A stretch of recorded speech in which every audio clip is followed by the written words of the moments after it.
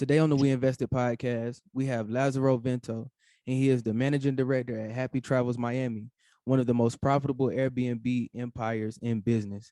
Lazaro, how are you doing today? Well, we're here. We made it. Yes, It's sir. nice to be here. Yes, sir. Happy to have you. And this is a topic that I'm really excited to learn about. It seems like it's something that's new and exciting, and not many, not many people that I've personally talked to that have figured out how to master, the Airbnb game the way that you have. Well, I mean, we've been doing it now almost going on 8 years. When I started doing this, there weren't that many people doing it. So I did get in on it really early. For sure. Yes, sir. And so before we jump into the business side of it, let's just take it back and talk a little bit about, where did you grow up and where you're from? Well, I'm originally Cuban, but I've grown up here in Miami, so I've been here pretty much my entire life. Uh, Miami native, basically. Before doing this, I worked in the automotive industry. I was in exotic cars. I did that most of my adult life since I was 21 years old. For sure, for sure. And so, how did growing up in Miami, kind of impact your outlook on life and success? Well, I mean, I gotta say, I came from a pretty rough upbringing. So, uh, so I was lucky that I actually had kind of a natural sales gift, and I was actually recruited really young into this job for Rolls-Royce of North America. With actually Rolls-Royce and BMW of North America. Uh, that's kind of like the type of job, like a dream job, and I had what they needed. They needed somebody young that could speak Spanish, and I was highly trainable.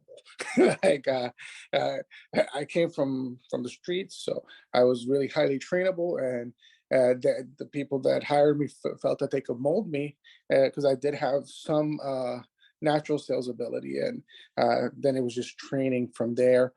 Most of the guys that worked for the company, they like the way that job actually worked is like somebody would pass away or retire, and then they'll fill the position because nobody would ever really leave.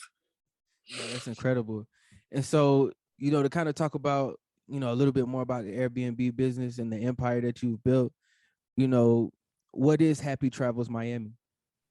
Well, Happy Travels Miami, we do short-term housing and corporate housing on Airbnb and other platforms. So we what we basically do is we'll take uh, a building, let's say, and we do a deal with a developer, and we lease a big portion of the building, and then we furnish those units, and then market them on the shorter term, and we make the spread between the negotiated monthly rate that we did with the owner or the developer, and what we could get selling it in smaller parts.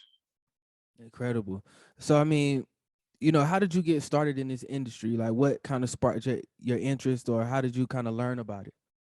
Well, that's kind of an interesting story. So when I was I don't know. I think I was like 36. Yeah, must have been like 35 or 36.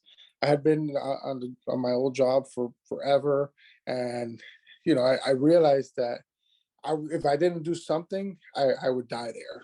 Like I would like my future was already kind of foretold. I would be 65 or 70, and I'll retire, and that was it.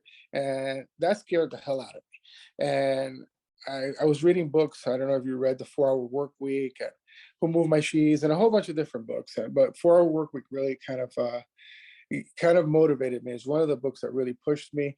And there was a story there about like what's the worst that could happen.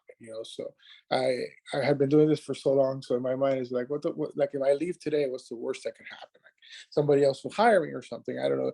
So one day, kind of out of the blue, I quit my job and I decided to open up the cigar business. That's why my name on Instagram is Burkle Cigars. And the cigar business didn't work out exactly how I planned, and it was actually one of the best, probably the best life lesson I could have learned, because I basically, went from having a little bit over $2 million in the bank to losing everything. Uh, I lost every dime, wound up getting evicted from my house, and I want all my cars got repossessed, and I was worse than I ever should, like the worst nightmare that I could have imagined. But if I didn't start that business, I wouldn't have met the guy. He was like one of my only customers in the cigar business that told me about Airbnb. So as I was doing this cigar business, this one guy, his name was Fred. He was one of our most loyal customers, or maybe my only customer, and he he was moving to Miami from Indiana, and he kind of needed a place, and from hanging out with me, he realized I had a real estate license, and I was desperately in need of money. So he figured he was just going to throw me this bone so I could make a couple grand. And as we found this property that I got for him, it was like a duplex type of situation, and he was a friend. So I'm like, this is a good deal, but like we're actually having to evict the current tenants, and are you really want to go through all this? You're a nice guy. I mean, why do you want to deal with this stuff? And he's like, well, my plan is I'm not gonna deal with tenants. I'm gonna do this Airbnb thing. And he explained to me what it was, and he was like really early adapter. He was much younger than me, and had kind of traveled the world at that point, and he had used Airbnb in like all these like different locations like Vietnam and South Africa and all these places. So he was a real early adapter. And he tells me about it, and I'm like, so people are actually willing to do that? Like they won't just go to a hotel? Why would they stay in your house? So I started like prying him, and I'm like, this house is in the ghetto. I mean, how you gonna get these people to stay there? And he's like, I think it's gonna work. And I'm like, well, cool, all right. And now my conscience is clear that you're making this decision because of something that you want to do. But it did kind of spark, like, I'm like, what is this? So I started doing a little bit more research, and at that point, one of the first big players in the Airbnb business was actually out of New York. He was a guy in New York, and it was like I had Googled, hey, Airbnb like income or something like that, and this article came out about this guy that he was already making like millions per year on Airbnb. He was like one of the first. He controlled 80% of the Airbnbs in New York. So I was like, wow. Like, how did that guy do that? And I'm like, wow. And I realized, like, from what it was saying, he didn't own any of the property. And I'm like, how did these guys do it? So arbitrage and like what we're talking about wasn't really like an actual term that anybody was using. But I was like, well, I mean, I looked on the MLS, and I realized that, like, I found my buddy like a 2-unit type of situation for him. So I figured, let me see if there are any rentals in the same neighborhood that kind of fit that same mold. And it turned out there was quite a few at that point. And I find this one house that had a main house and a guest house. And at this point, I was actually we were crashing at a friend's, like under a spare bedroom, because we had gotten kicked out of our place. So I figure out with the commission that I got from Fred's deal, and I borrowed, I think, $1,000 from my dad or something. We could put this thing on Airbnb. And when I did the numbers, I said, hey, if this place rents for like $110 a night, and the rent was only like $1,900, we could like live for free. It's basically what. And I'm like, I don't know if it's going to work, but I mean, he's spending $250,000 to do this. And this guy in New York's making millions, so I'm like, I better at least give it a shot. So I was able to secure that property, and I didn't have much money to furnish the place. I went on Craigslist free and a bunch of other places, and I furnished the guest house. And back then, Airbnb would give you free pictures. They came out and took pictures, and as soon as the listing went live, 15 minutes later, I got a reservation it was like a long reservation for like 45 days or something like that. And that reservation was like $700 above my total expenses, including water, light, everything. So now, I'm like, what the hell now? This is something. And like the bookings kept coming in. It wasn't like, it wasn't a fluke. People kept booking. So I'm like, this is a real business. Like I wonder why more people aren't doing this and that. And if you look back, I mean, there's like the Deeper Pockets podcast, like forums from back then. Like I'm like an early poster talking about this because I Wow. was like, nobody's talking about this. Like, look, I got this house and it's paying for itself, and there's like thousands of questions because nobody had ever been like actually doing that. And I continue to have like good luck in the industry.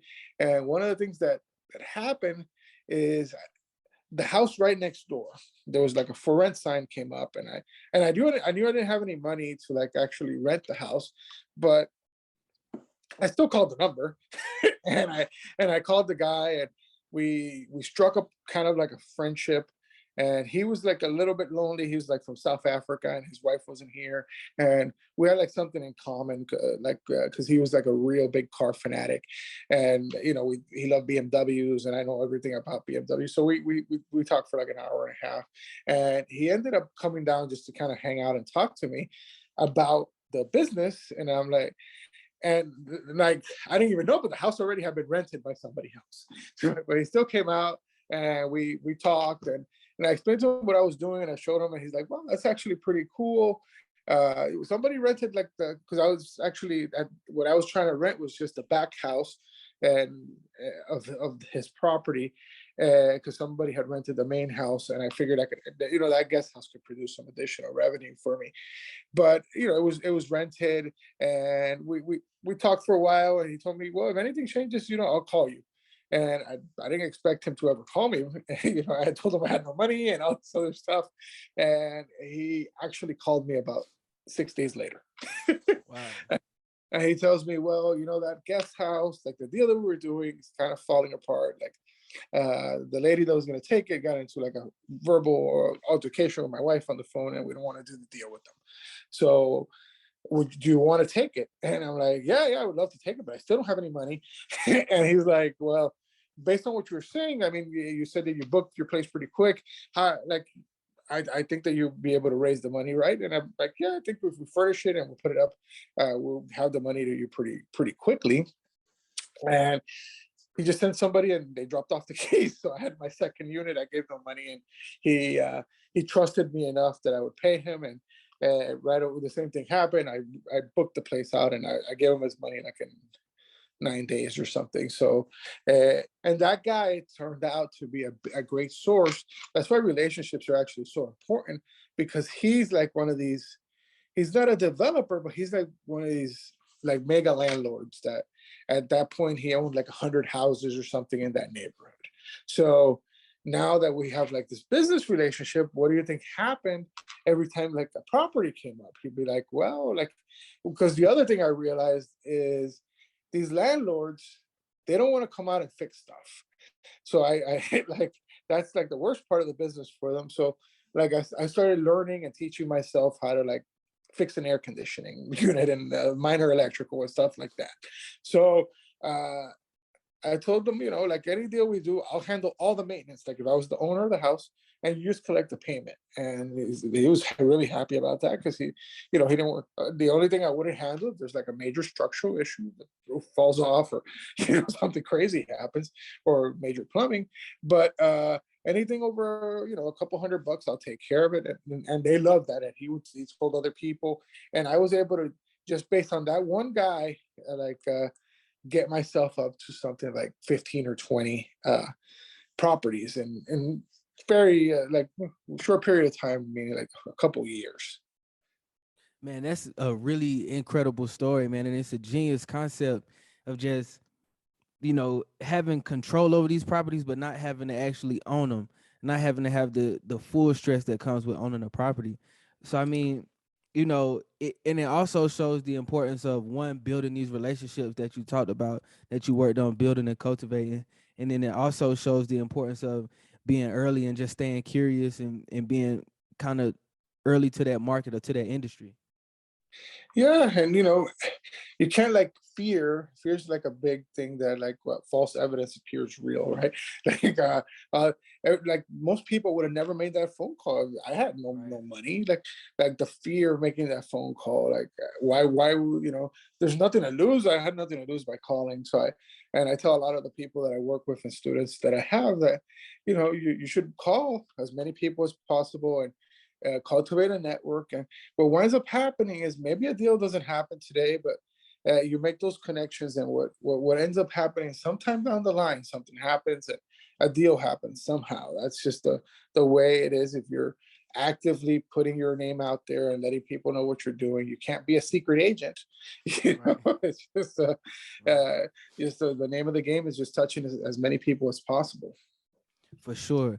I mean, and the interesting fact that I, learned about you is that, you turned a $1,500 investment into a business that's currently netting $1 million per month, without owning a single property.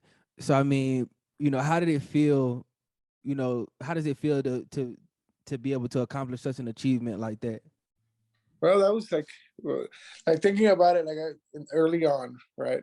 When we got that first unit, and I thought about the numbers, like that, what it would take. Now that I knew, like, what it's gonna take to like make like substantial revenue or monies, and it seemed like an impossible task. Like I'd be like, that guy was making millions in New York, and he had like maybe 40 or 50 properties or something, and I'm like, how do you ever get there?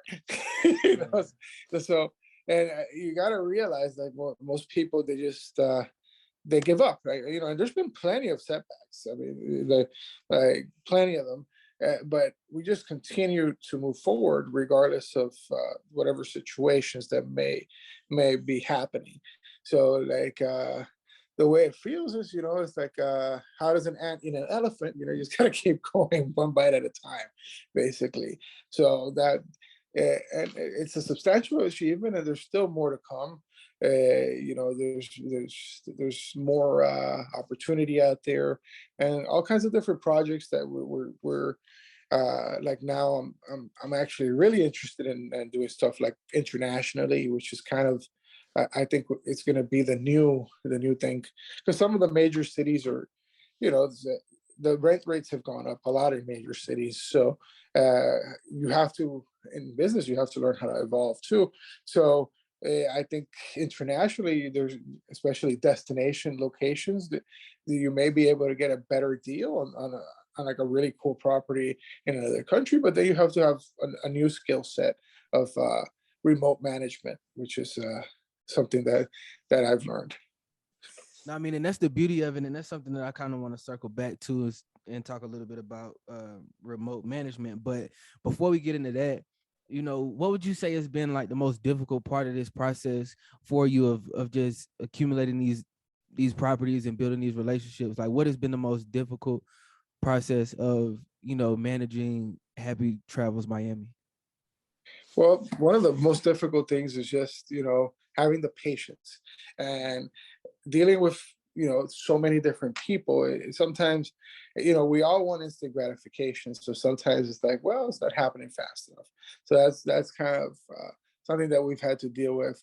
And staff is like another big issue, because you're this business, you can't do it by yourself. You need cleaners and managers and people to help the process along. That way, you're not constantly working in the business. You're growing the business. For sure. I mean, and, before we got started recording, you mentioned that you'll be traveling back and forth between two cities. I don't want to say the cities, but you'll be traveling back and forth between the two cities. And you also just mentioned like remote managing your properties remotely. So, how was that process for you, just being able to travel how you please, basically, or be able to manage a property that's across the world? How is that for you? And what does it Well, look like? well, the first thing you have to do is figure out a system, because in the beginning, that was like one of the first things that I didn't know how to do. Was how do you automate this thing? How do you handle the messaging? Because if you don't have some type of automation tool, your life becomes just answering the phone all day. So you have to figure out automation, uh, put the systems in place that make the organization of the business. Because as you grow, you have to think of yourself more as like a hotel. This isn't like some guy doing Airbnb anymore. This is a hotel, and hotels have systems and procedures, and they use multiple platforms to keep their rooms rented. So those are things that you have to learn how to do in order to then scale. Like my first scale up was going up to Tampa to see if I could manage from Miami to Tampa, and next I want to like figure out an international location, and that's gonna be, there's gonna be other challenges because our staff here, we've had them since the beginning. We've been hiring, and it's a family type situation. So that's gonna be a major change, having people you don't know from another country, because the housekeeping and management, you live or die by that in this business. For sure, understood. I mean, and that makes perfect sense. You have to have the correct pieces in place to make the business run as smoothly as possible. But correct me if I'm wrong. I believe something else that I read and saw is that you're also into is it car rental? Yeah, we do some car rental. We kind of integrate it with our Airbnb business. We're trying to concentrate more on like luxury cars, like G wagons and things like that, because they seem to perform the best, and the client base is a little bit better. I know a lot of people do, economy cars, but for our business, if we're gonna do the car rental, we're concentrating on nicer cars, not necessarily exotic cars, because that's a whole other monster. At first we were going to try to do exotics, but I figured, Escalades, G wagons, some really cool Jeeps and things like that. They do well. They do well. No, I think it's a really great business model too to integrate as many things as possible to the Airbnb business to make it as convenient as possible for your clients and people just looking to use your services. Well, it's part of the upsell. Like any other hotel, there's some kind of upsell. Same thing like providing like private chefs or excursions and things like that. That's how that's the difference between, an average producer and a mega producer, is how many upsells you're going to be able to get on that same customer. That way you're generating the most revenue from each transaction. That's incredible, man. So, what would you say? This isn't your first business, so you're no stranger to entrepreneurship. But what would you say is like the biggest lesson that you've learned from your first business with the cigar company? Well, humility was actually a big problem for me. So uh, that's a big lesson that I learned. I learned that you have to depend on other people. Like I had to depend on Fred. I had to depend on other people for my own success. And honesty, like brutal honesty, is also another thing that, like sometimes I'll tell people certain things, and maybe it doesn't help my cause with them, but I'd rather tell them the truth or not do a deal. And like telling that first guy I didn't have any money to do the deal. Most people would have tried to like finesse the guy. Mhm. I did it. I just told them the truth. And every time I'm honest, forthcoming with people, they seem to want to help me more and more. For sure.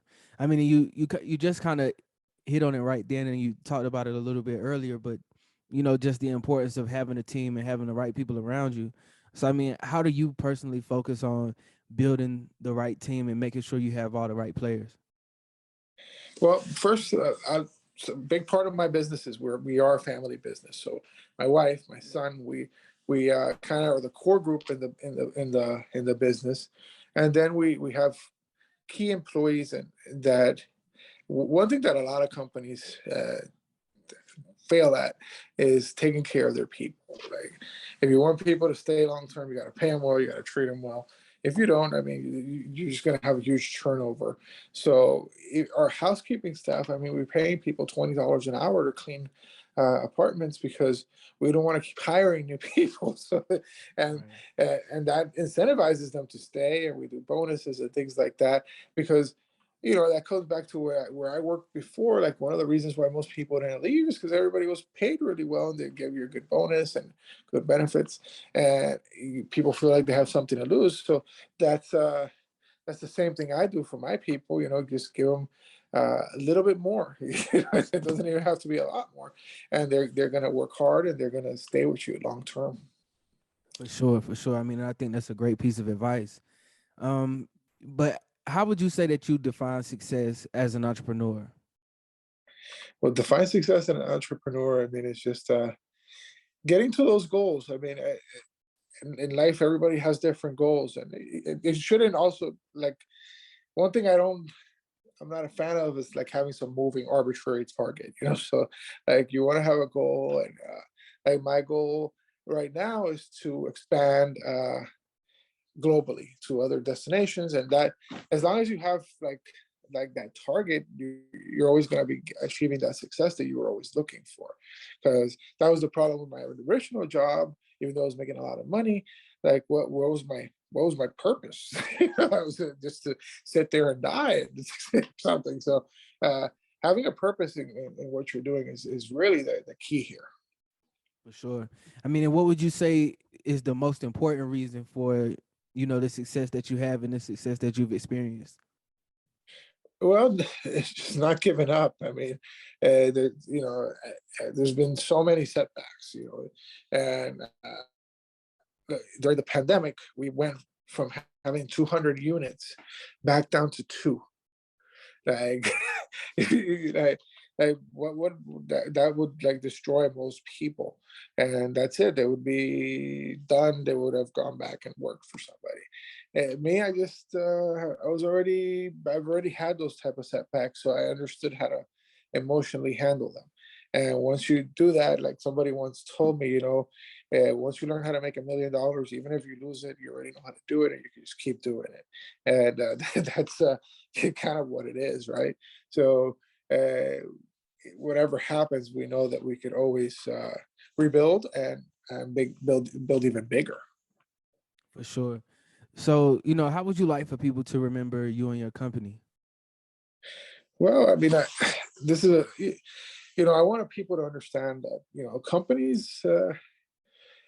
It should be like for me, family is a big deal. So that's why we do it as a family, and it's just our company is a family. That's the way I want people to understand that that's what we are. For sure. And, what does the future of Happy Travels Miami look like to you? Well, I think the future is bright. I mean, there's a lot of expansion happening. There's a lot of new projects. We're also, apart from the Airbnb thing, we're starting to. We want to start doing some commercial real estate transactions and things like that, because the key to this is diversifying as much as possible. And once you have an income stream, you should take advantage of that and invested in really long-term investments and things like that. And I think like true commercial real estate is a good place to park your money. Man, thank you so much for your time today. I mean, I really learned a lot, and I'm excited for this episode. I think the people will really enjoy this one. But before I let you go, at the end of every podcast, we like to play a rapid fire question game where I ask you 3 questions. So if you're willing to play, I'll go ahead and ask. Let's do it. I don't know how Yes, sir. quick I am. I don't know. Nah, no problem, no problem. So look, question number 1. Where is your favorite place to travel? Favorite place to travel, Arizona. Arizona. Why Arizona? I, I, I had a vacation there once that it was unforgettable, and I want to go back again. For sure. Question number 2. What song represents your life the most? What song represents my life the most? I'm not that big of a music fan, so like I, Okay, I don't okay. know. I don't know. Nah, no problem, no problem. That's And a hard look, one for me. final question. What's an amazing thing that you did that no one was around to see? Well, I mean, forming this company and in the quiet, I think that was like an amazing thing. Nobody saw what we were actually doing, and we were doing it little by little, and all of a sudden it became like an amazing thing. That's incredible. Lazaro, thank you so much for your time, and I really appreciate it. Thank you. Bye.